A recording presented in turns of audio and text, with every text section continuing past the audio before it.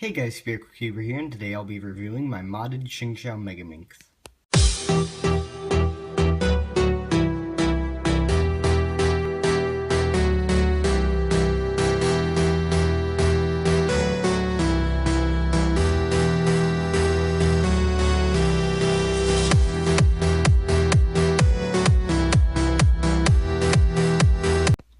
So in my time cubing, I've tried modding quite a few things, and pretty much all of them turn out just absolutely horrible, and I've never really done a successful one, and I really wanted to, and everyone told me that modded Shengshou Megaminxes are literally the best Megaminx, better than the Dian and the Yoo-Hoo and all the newer ones.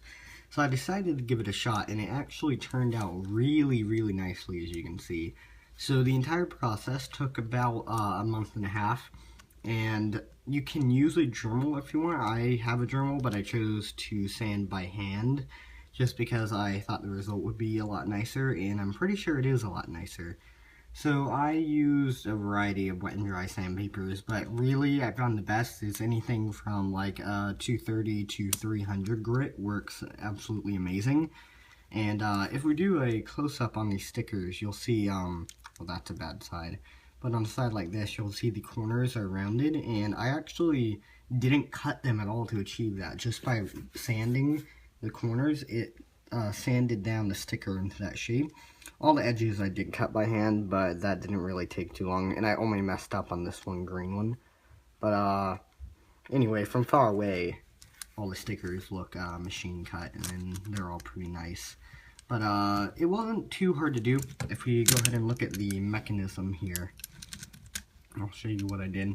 So for these edge pieces, all I did was, this used to be like a sharp point, and so I would first sand down that point really roughly and flat, so that this was just flat, and then what I would do is kind of hold it on the sandpaper and roll it like this. And then what that did was it smoothed out right here, and then it created kind of like this track right here, and that also kind of rounds this piece right here a bit.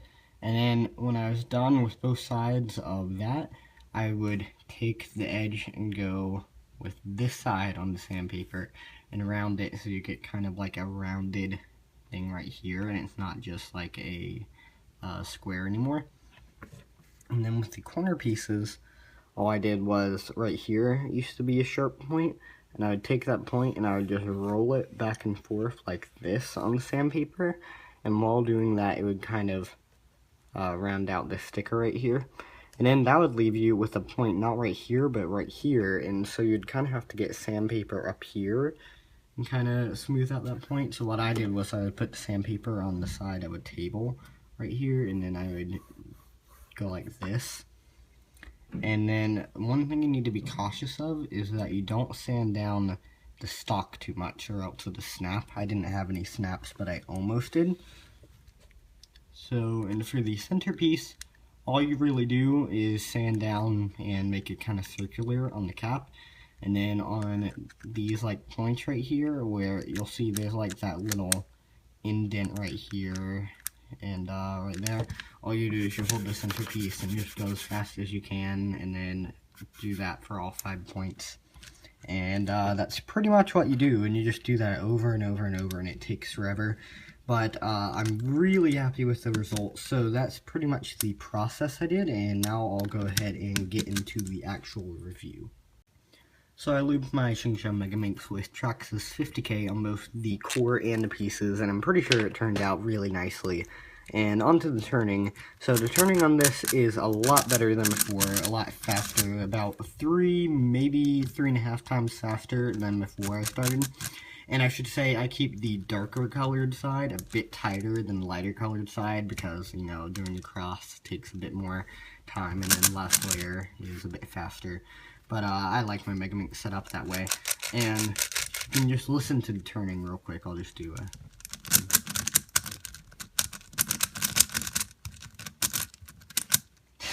I hate it. Whenever I try showing turning, I always lock up like crazy.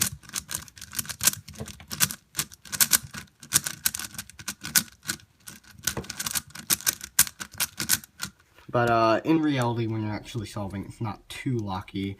And on the corner cutting has improved.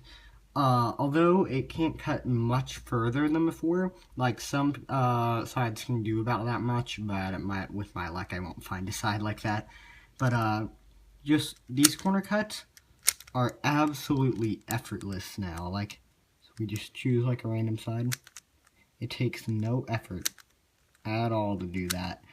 And for reverse corner cutting, even though the entire purpose of this mod is to improve reverse corner cutting, excuse me, it doesn't actually improve it that much. It only does like that much reverse. And you may think that is crazy, like that's not at all. You would not believe how just having that tiny bit of reverse corner cutting will get rid of so many lockups on the normal Shengshou Megaminx.